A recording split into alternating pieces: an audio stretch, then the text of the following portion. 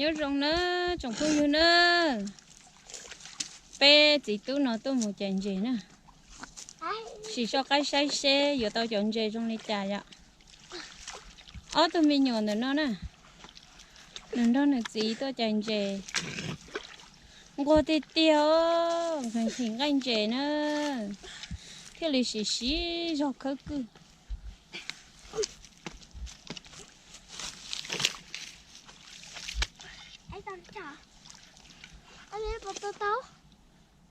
chị tao rồi cả chiếc khơi tiệt chị xí cho đó cái láng canh chuyện nó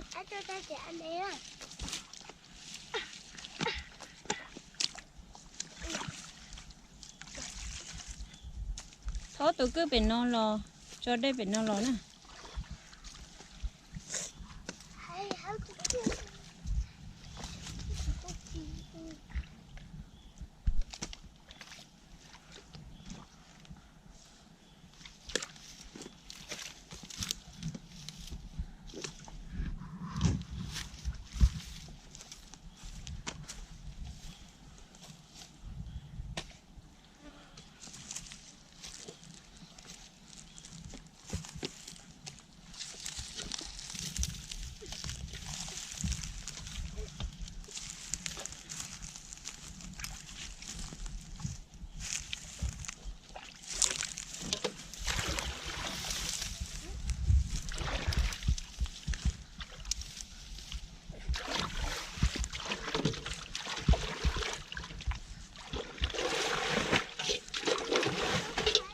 lúc bạn nó mà chỉ mua tí tí đấy nè chỉ sai ít phân khô sẽ cũng muốn dẻo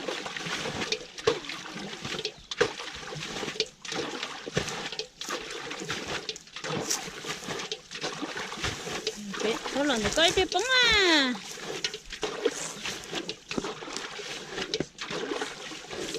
đâu có phân về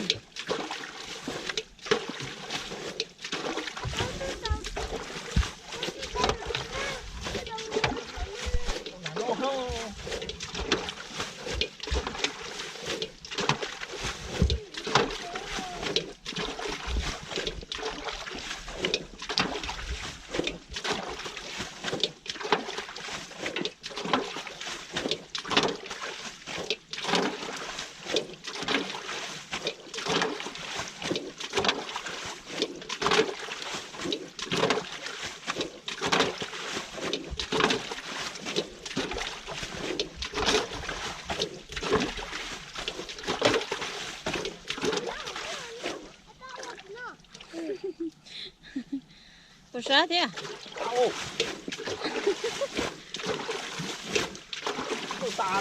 Ôi, nhưng tao xé chè, giờ tao cái chè nó là chỉ giống gì kia nữa, giờ tao xí ra xí cho xứ nè, cái lấy nó nè.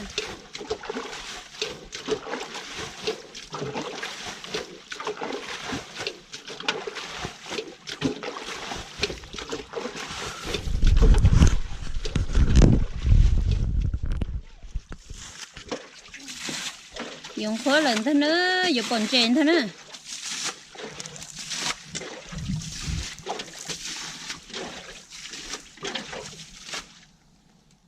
Ô, chạy trong thịt tiêu, chạy mà đêm bên địa thế nữa.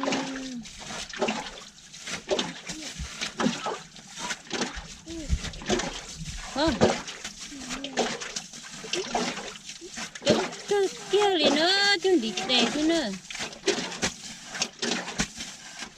Giờ nhớ cho tôi xia ô thấm mà để cho mẹ bên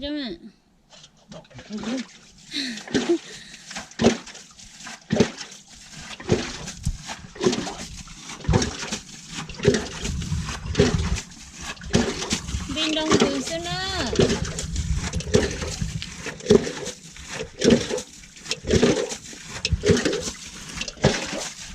đúng không? Có bắt đầu với chơi táo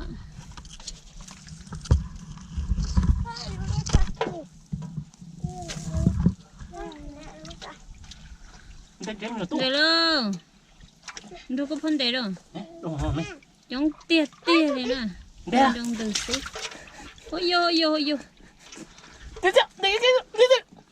ô tụi đây nó mà muốn chạy tiền tiền nữa Đưa à? Đưa chưa? Đưa cái thì này. nó từ nhau về chạy tôn được bên để thế giờ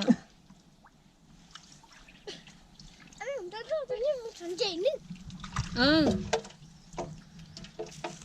đùa nè cho lúc tới con hết chè nữa hả chị từ kia chọn chè rồi nhà linh động chè lăng nhớ cho to xí nhiều khó to ớt tu xí nữa Không có gì không tu. sao tay giờ cho trở về anh như đâu mà em phải để lo cho nên trong đè đấy nó chỉ tôi xí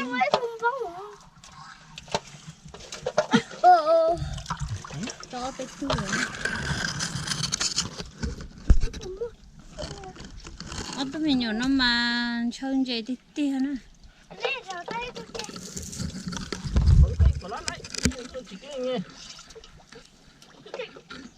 ông không tệ giờ kia lo đó hở lúc tại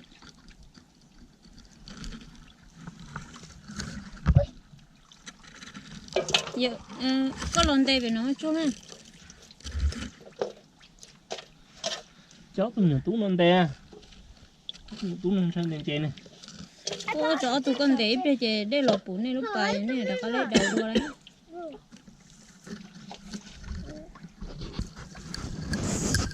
bé chỉ tôi mà tao không biết gì rồi cứ không sao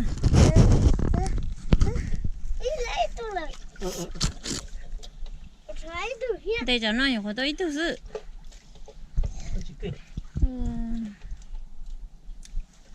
Để cái kênh mà. chúng ta bộ sợ cho nên để làm một con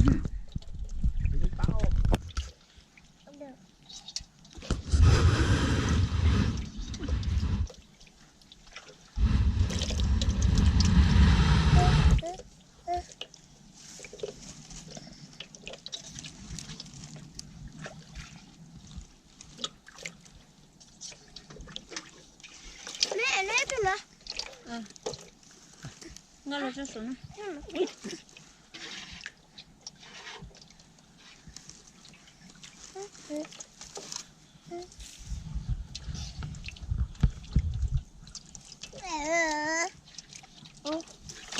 lên đây á treo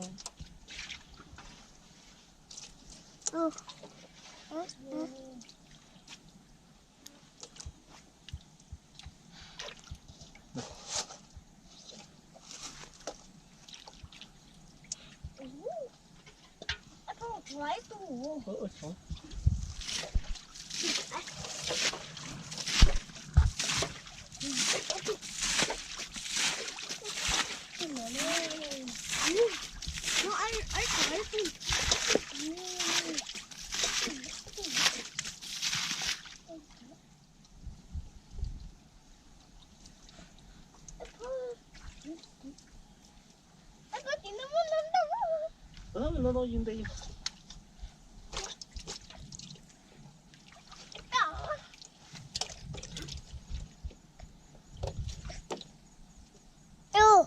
ô của tụi tôi chơi chơi tí tí nữa ôi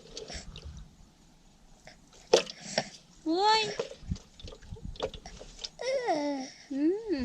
ô ý có bồn chai ô mình nhầm không to siêu chơi chơi tí tí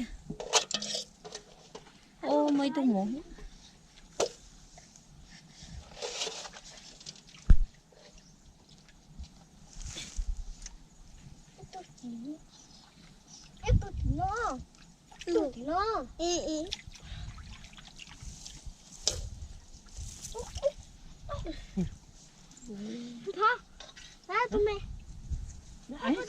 thôi để đồ lon để giá như bắt từ nữa như còn giá triệu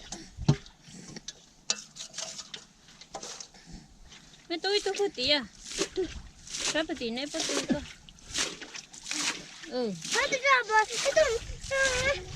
ni nữa có ni nữa đây đồ lo tao có này nhỉ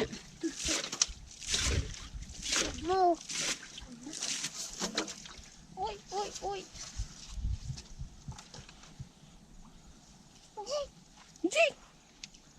gì nè nó có tao này chả dễ dèo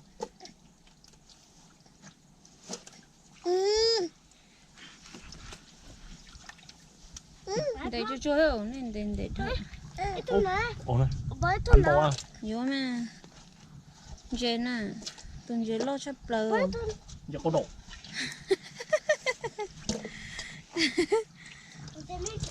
tuần dễ có đồ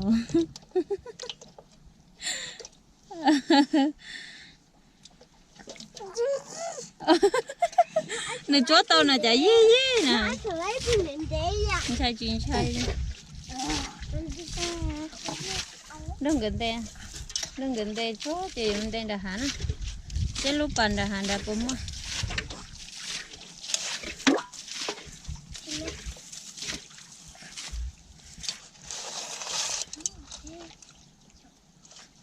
bây giờ chơi tao xia gì khác thì tiền nữa cho chúng nó lên nó này bắt đầu nó đùa chúng không như chơi lăng tao xia chơi xia tá tao xia chơi nó chúng lên nó nữa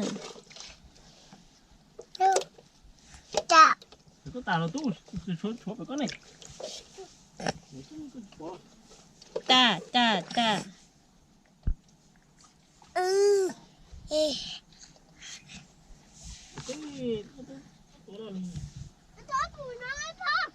ui đây kìa có chế mùa có tên đèn chè đó mấy tụi mình lưu tên đèn chè bây giờ chuyện tranh chè đi à tao đấy tu thế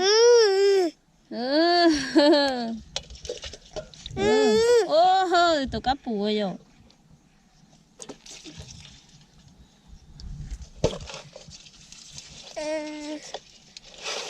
không cuốn thế nữa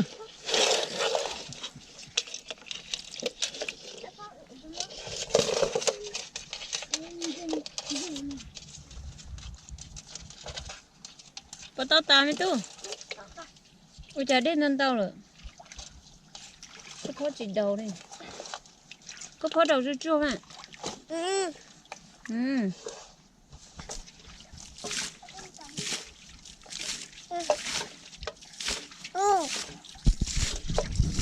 mẹ tôi phải có này tôi lo cái này để ra nha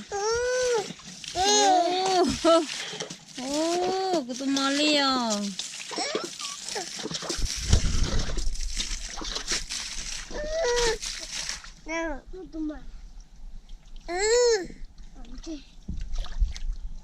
một bàn chơi có phó chuyện đây cho nếu mà bảo bây giờ tiếp bỏ rồi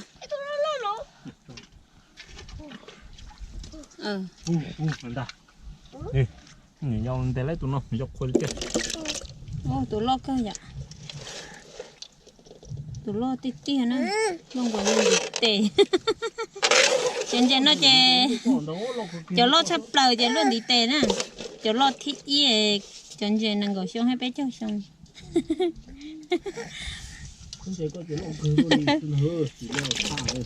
cho lo sắp lời chè luôn vậy đi tuần tận nó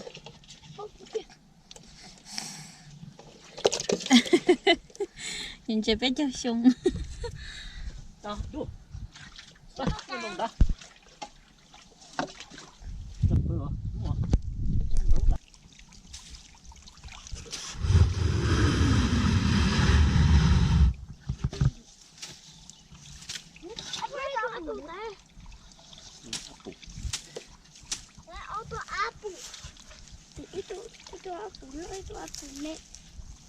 cái đầu lúc hồng đó nhiều biết đâu luôn đã hà nó sẽ bỏ mua nè mấy lúc bà nhớ tròn đã hà rồi nó thiệt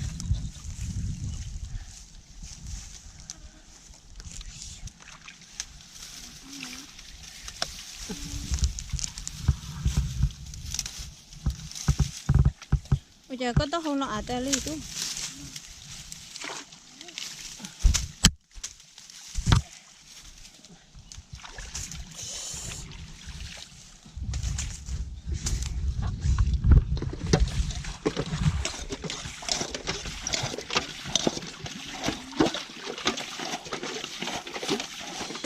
gì đó hả bạn còn dây mà còn rất đẹp.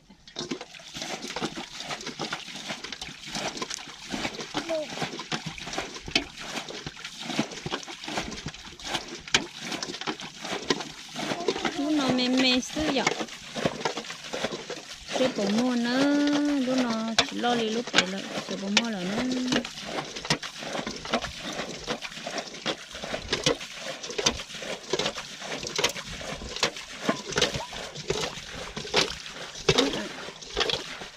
nó ăn chứ nó ăn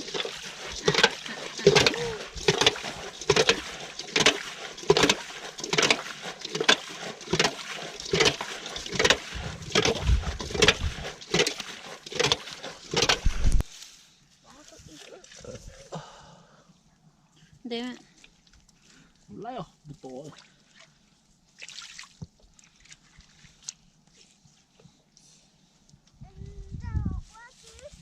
Có khó ăn. Ô, mình ởตู้support rồi. Cái người cũng được rồi. Có lần rồi đấy nè. Sao nó có tụ bà thu chứ là ôn rồi có chả bún đó hả rồi. Chơi này khử chỉ lấy nó. Nó tụi ai chở ra tụi nó đấy nhỉ? Tụi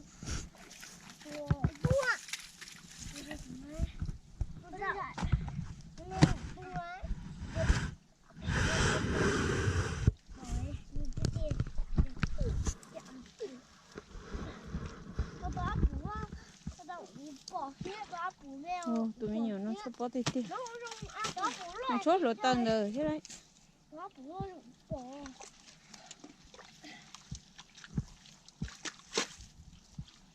Nó quế con. Nó quế con. Ê.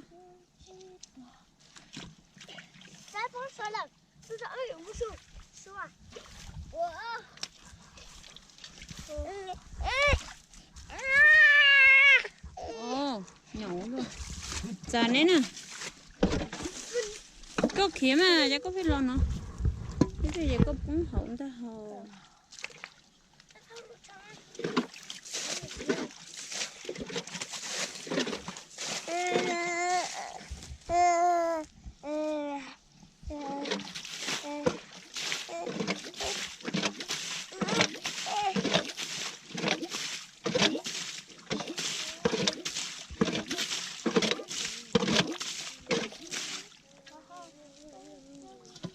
Để cái dọn dẹp hậu lô cho tàu lên rồi cái tàu lên nè. Mấy tàu sao lên nữa. Ôi trời dọn gì cái hậu xuống.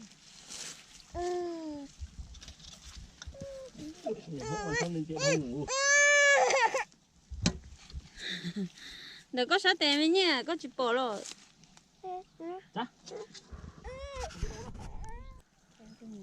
Được. Để lên bún non tháo. Tao in tập piano hơn ta. Tí chấm nhổn chè. Chấm chè nó cá thì tiệt đó chấm hấu non này. Có thứ tú nó nữa, đâu cũng tê đó. Cái tiệt ở tụm nhổ tú nó. Đâu cũng đến chè mà đầu tiên tiên ở tụm nó. Có thứ tú chỉ chè nó, kinh đến chè tiệt. Đến đầu tiệt đó, cũng cho có thứ tú nó tê thế lại chấm chè nó. Cũng đầu cho người tê.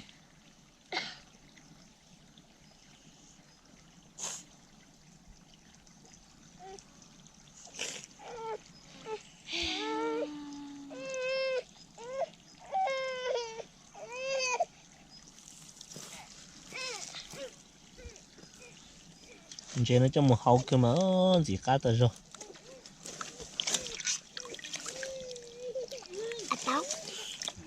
tao từ nè. Lên. Chè lạnh luôn. Lên. Chè em nhổn chè xíu tá hết luôn. Cái trống thật sao đây? Ui, nhà tao à.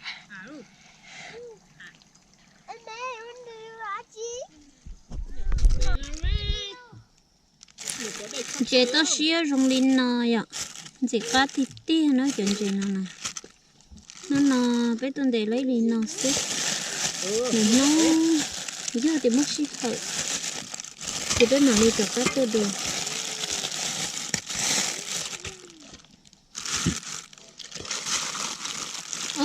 nhớ trò hồn trong chị chỉ lấy nó chuyện gì nó linh nó chẳng không gì nữa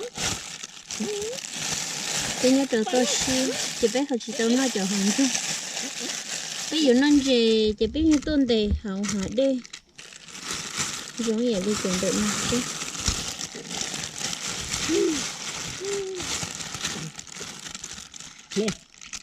phải có cả cho một chị cho một anh nó nè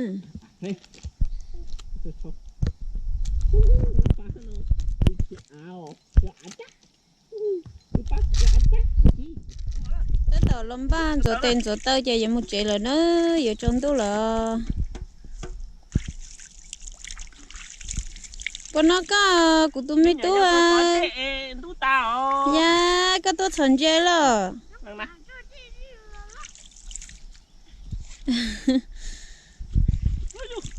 hai thịt tiêu mình nhầm không lấy cá rồi nắng hậu đi nhìn chúa thôi lắm tao loạn ta nắng quậy đó chờ đây là cho tụi cứ nó trên đèn chơi sát tỏ họ cũng nhớ là sát tỏ xí nữa ê phải nè chúng tôi hao nè tên đầu tên thu liên thu tế sao nhớ cho tao xia vậy thì tên thu liên thu tế nhưng mà mua chạy cơ